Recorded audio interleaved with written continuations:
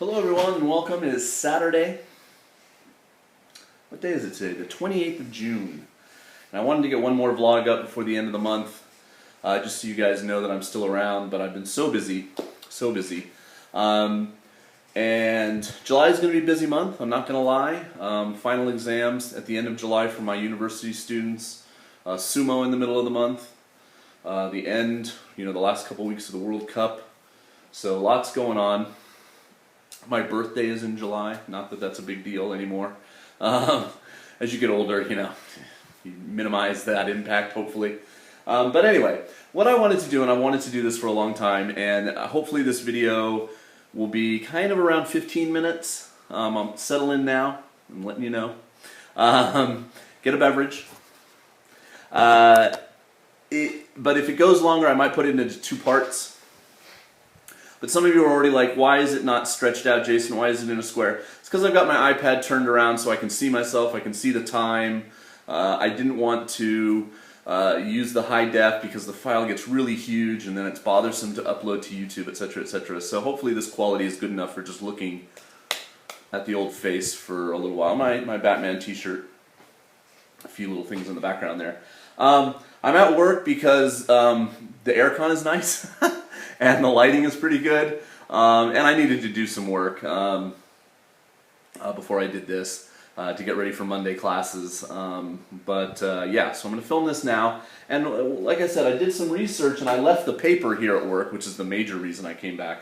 And so you can see some of my notes there. And I just wanted to talk a little bit about J-vlogging and this whole concept of J-vlogging, Japan vlogging.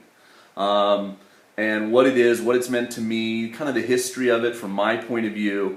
Again, everything that I'm going to tell you is from my perspective. Other J-vloggers, if they're still around, probably have a different way of looking at it. I would invite video responses.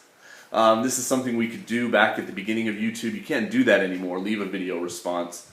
But it was part of the way that we really came together as a community when we first were starting to be a community. And I do consider the J-vlogging community a pretty interesting, tight group who I've met some great people through it in person and just online, people that I'd love to meet in person and hang out with that I haven't yet done that, but Hangouts and Google Chats and all kinds of stuff that you can do with technology these days. Wow, isn't it amazing, kids? And back in 2009, I went home from Jet. I'm coming up on, I've been in Japan now for 5 years as a non-Jet, almost. No, well, actually, the year I went home, so I've been in Japan now for almost 4 years, because I went home for a year after Jet, and I was on Jet for 5 years. So it's almost as long on both ends of the spectrum. But back in 2009, when I went home to America, and I didn't have a job right away, I had some free time, I made these 3 videos, and if you just type in YouTube search J-vloggers I watch, and you'll find the 3 videos, and they were made in August of 2009, and there's a ton of names in the description box, just lists of channels, and I broke it up, in fact, into 3 videos because it was such a long list. And so I'm going to talk about some of those people that are on the list, some of them not making videos anymore, some of them I don't know what happened to them. And just kind of my history with J-vlogging, what is J-vlogging. So that's the goal here as we go forward. I'm sorry about this kind of beam of light that's slicing into my head from the blinds over there. I couldn't really do much about it, I tried. Okay, so what prompted this whole thing was I watch Victor and I watch Hiko Simon. And if any of these names are strange to you, hopefully you can look up their channels. I'll try to leave a list in this description box as well. Victor is Give Me a Break Man, and he self-referenced himself. Is that a way to say it? He called himself the godfather of J-vloggers, and I just chuckled at this, and I said, now we have to all go like Luca Brasi and the Godfather, and pay our respects and hope that his first child will be a masculine child. That's a Godfather reference. And anyway, so, and it's true. I mean, it is an apt title. I mean, he really got started in YouTube way before most of us that are active now. and was making all kinds of videos just about YouTube and all the YouTube drama and the people on YouTube way before we started. And and then he started to make more videos about Japan and living in Japan and things like that. But at first it was a lot of just enjoying the medium and being on YouTube. So he really started in late 2006. Now what I did to get some of these dates was I went to their channels, I clicked on videos, I clicked on oldest to newest, I looked at their oldest video, when was it posted. My very first YouTube video is still on my channel. You can go to my channel, Myargonauts, and click it, and you'll see it. It's a little video I shot with my Canon camera for like 20 seconds of some guys playing taiko dressed as monsters. That's my very first video I ever put on YouTube. And that was October of 2006, so that tells you how long I've been doing this. But I didn't start vlogging for quite a while after that, and I'll get to that when I talk about it in a little bit. But basically, I feel like the first wave, the first few guys that were really on YouTube, the guys that I watched. Now, of course, I didn't watch them before I came to Japan. When I was trying to be a jet, come to Japan, get information, there was no YouTube back in 2003, 2004. It's something that started while I lived in Japan. And my very first digital camera was not very good at taking movies.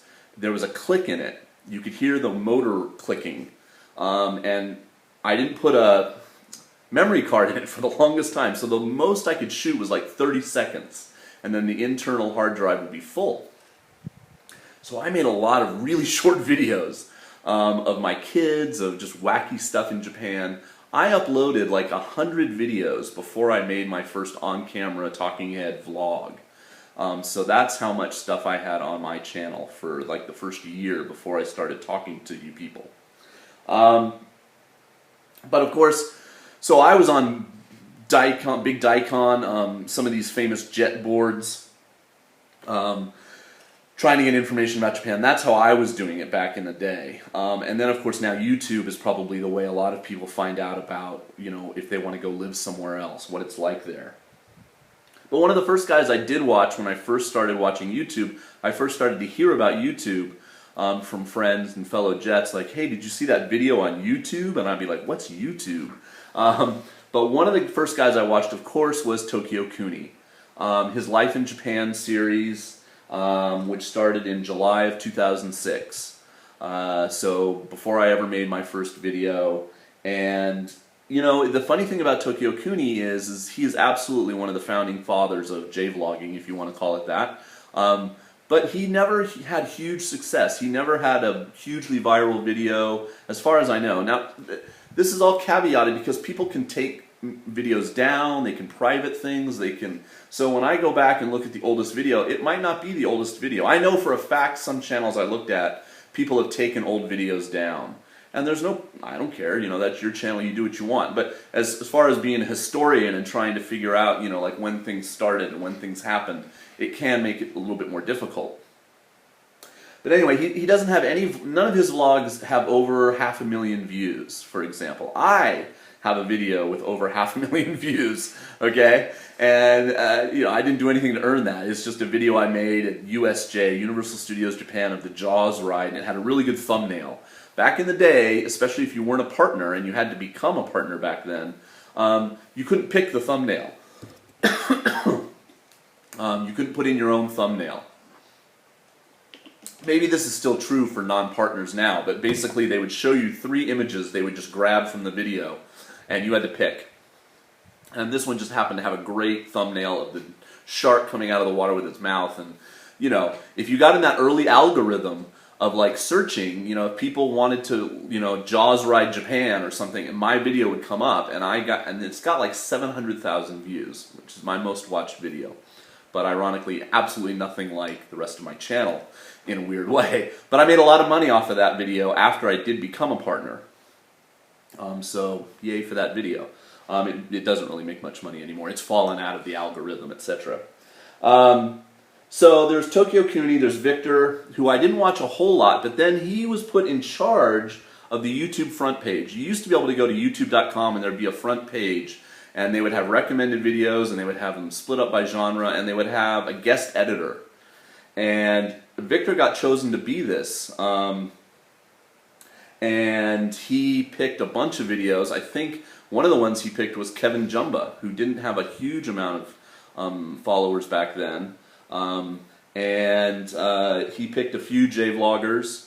And I think he picked Apple Milk, which we'll get to Apple Milk in a minute. I think that was another one that he picked when she was doing her pretty intense Japanese lessons. So again, you know, some of you, you know, this is so long ago you probably don't know these names, but this is kind of why I'm making this video. I want to remember all these people and my experience on this medium over time. And then there's Softy Papa, who did start making videos in late 2006. I never watched Kurt a whole lot. Kurt's his real name, because his videos, whenever I would kind of run across them, it seemed like he was out hiking in the woods or exploring nature, and that's just so not in my, you know, worldview of interest, you know. And he had a huge viral video early in his channel where like an earthworm is attacking a leech or something in the mountains of Japan, and it got over 1 million views or something. And so something like that can really set your channel going.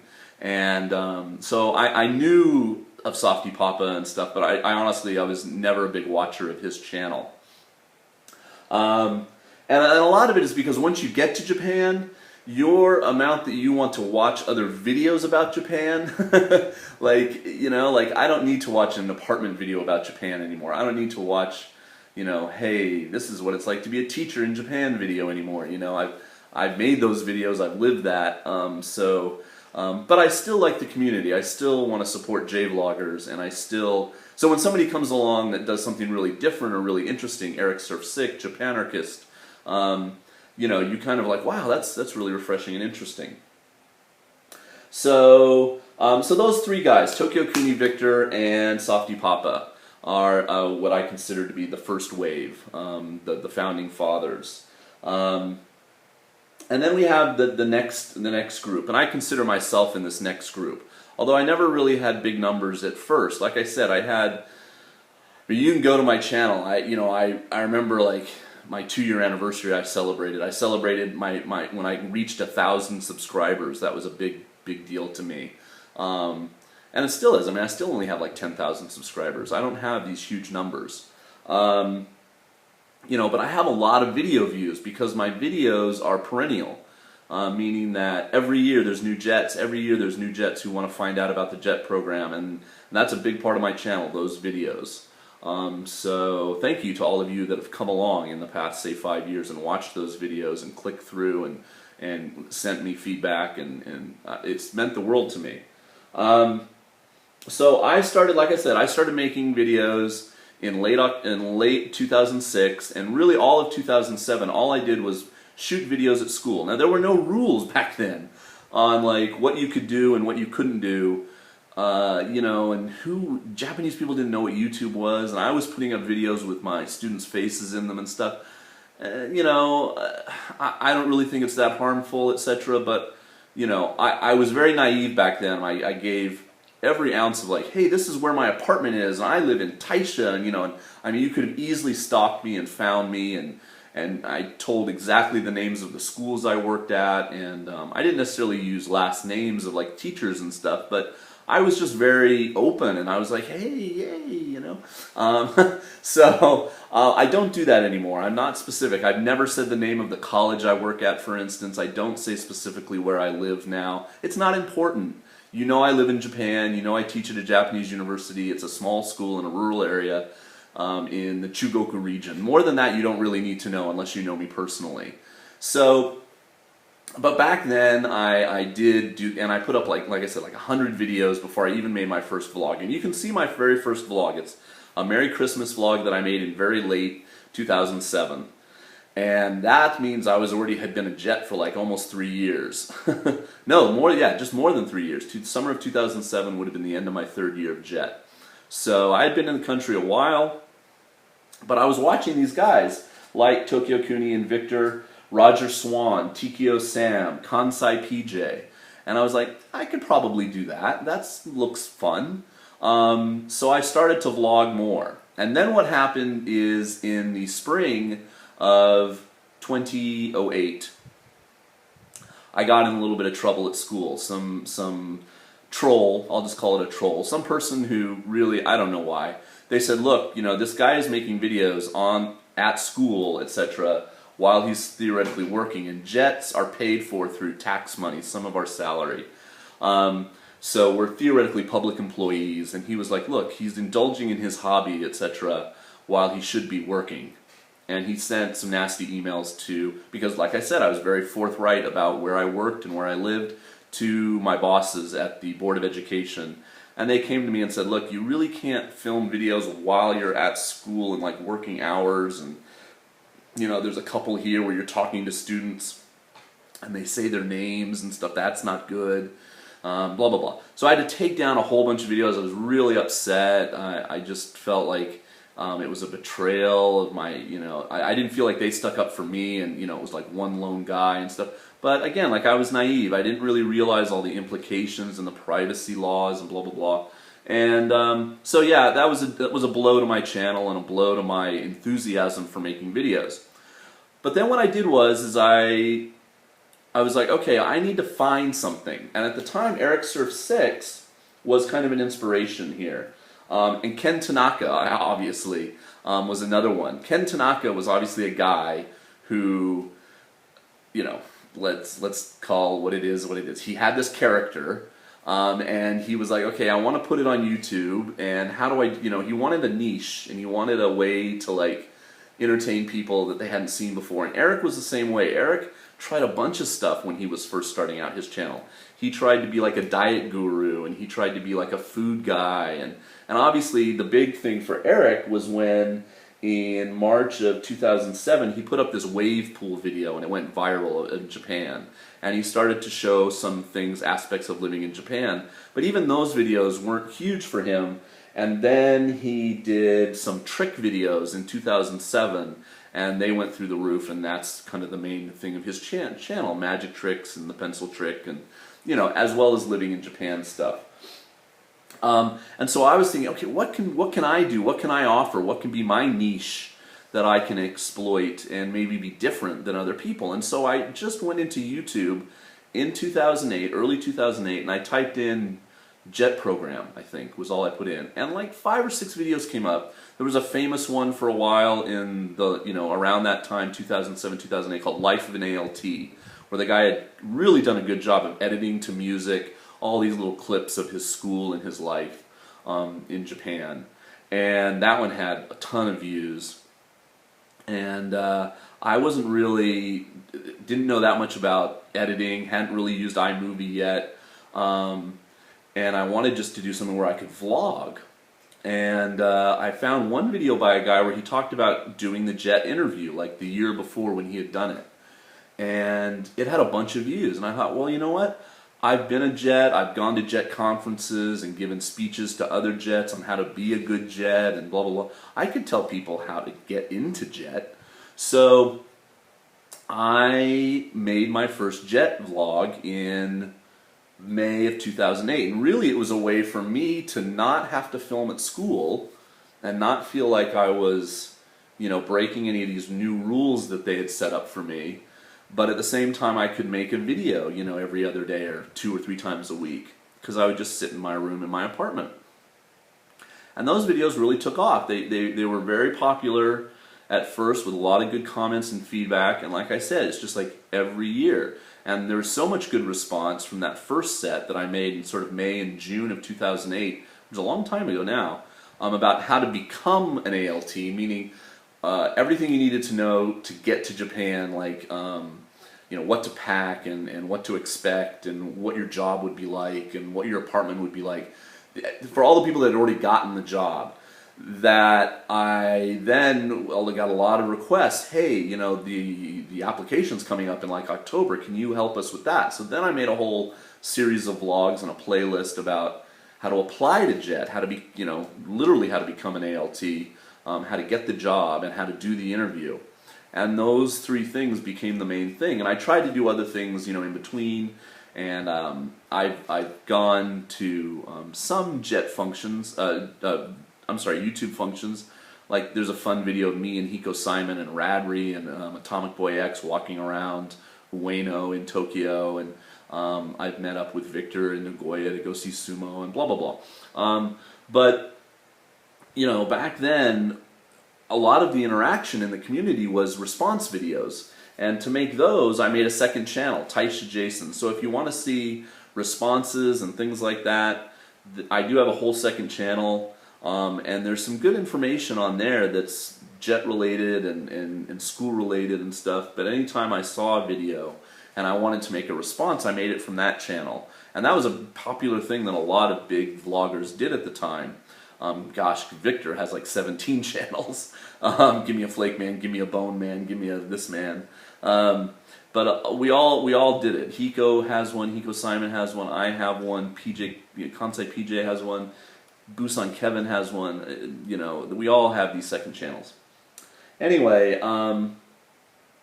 so where are we at? We're at 20 minutes. Okay, I'm gonna go for a little longer, and we'll see if we need a part 2. Let me just briefly tell you about some other people that I consider to sort of be in my group. So I started really vlogging in 2008, and really getting into, you know, making response videos and being part of the community, not just posting videos of school and my surroundings. Busan Kevin came along in mid-2008 when he moved to Kobe. He had obviously been vlogging before when he was in Korea. TKO Sam started in late 2007, and you know, he was really active in the community, watched a lot of videos, left a lot of comments, really was good at that kind of, you know, spurring us on, and just super friendly guy. I've never met him actually, but I would like to still. He had a series called Big in Japan. And again, you know, like, his demographic is not my demographic. You know, he's got like skater guys, and, you know, like guys who are into anime and video games, and, you know, that's just not me. And, you know, I mean, we're like 20 years in age difference and stuff. So it's good. I mean, you know, you should get all different aspects. And I live in a very rural place, always have. He lives in Tokyo, you know, so you know, it's good that there's all these different aspects. And then, of course, you can't go without talking a little bit about Roger. Roger Swan. He started making horror reviews, just knew so much about Japanese horror films in 2007. And I didn't really watch those, I wasn't into J-horror. But then he started to be an exchange student in late 2007, and he started making videos and calling them Tokyo Swan. And I started to watch those, and they were really interesting and fun. And he was such a different like style than, say, Tokyo Kuni or some of the other guys, or TKO Sam. And then we actually corresponded and talked a little bit, because he went home and then he finished college and he wanted to be a jet. He wanted to come back to Japan, talk to me, and I helped him a little bit. I read his statement of purpose and gave him some feedback. And he came back and was living in Iwate, Ken. And of course, as most of you know, unfortunately, he died in do I have it in my notes? Yeah, in January of 2010. So one of the big losses for the J-vlogging community, and it really upset quite a few people that knew him well, including Kevin Tokyo Kuni. So what else? So another person that was going big, and this gets to the nature of what is J-vlogging. Does it mean you're in Japan? Can you be a J-vlogger if you live somewhere else? Is Apple Milk, or was Apple Milk, Emily, a J-vlogger? So Apple Milk, for those of you who don't know, she was about 17, and she started making these videos where she had a really interesting character that she played in the videos about pretty intense Japanese lessons. And she would teach you some words, and she was totally self-taught but very fluent in Nihongo. And she lived in Florida, and you could tell, she just totally wanted to go to Japan. And her YouTube videos and fame, if you will, allowed her to move to Japan, become a singer, try to get work here and stay here. Obviously, she didn't have a visa to work in, like, say, an Eikaiwa or something. And but she hasn't made a video in a long time. She's only got like 5 videos. She took down all her old videos. But she was promoted by Victor, and I think that helped. And I remember watching her and just thinking, wow, that's really cool that this young kid is going to get to like live out some of her dreams because of this thing called YouTube. And it really happened. I mean, another person that happened for, and again, is she a J-vlogger? You know, it's up to you, is Maggie Bond. If you don't remember Maggie Bond, I think she might still make the occasional video, but she was just the girl that would literally get on camera. Well, she wouldn't smile because she had bad teeth, or she has bad teeth. So she'd be, and then we'd just say arigato, you know, like in text, and that was her 30-second video, and then you got huge fucking views. I was like, what is all this? You know, I just couldn't believe it. So Maggie Ball. But anyway, so she got to come to Japan, you know, and Japanese people liked her videos as well. So that's kind of the second wave. TKO Sam, me, Kansai PJ, who doesn't make video. Well, he's starting to make videos again, but he was in Osaka. He was a jet. He's older like me, not as old as me though. He would want me to point out, I think.